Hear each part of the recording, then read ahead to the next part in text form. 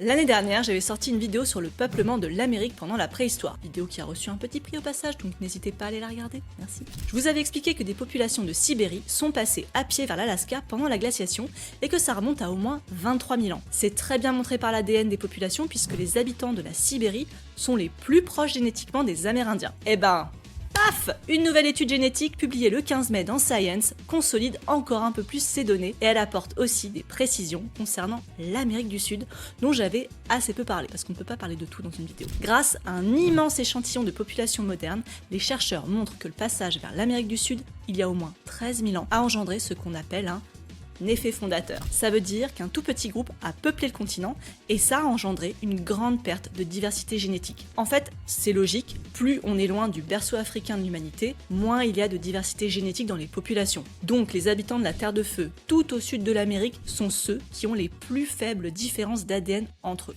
Avec la génétique aujourd'hui, on peut retracer le chemin de ce peuplement préhistorique toujours plus au sud, juste en comptant le nombre de gènes dans l'ADN d'une population. C'est quand même génial.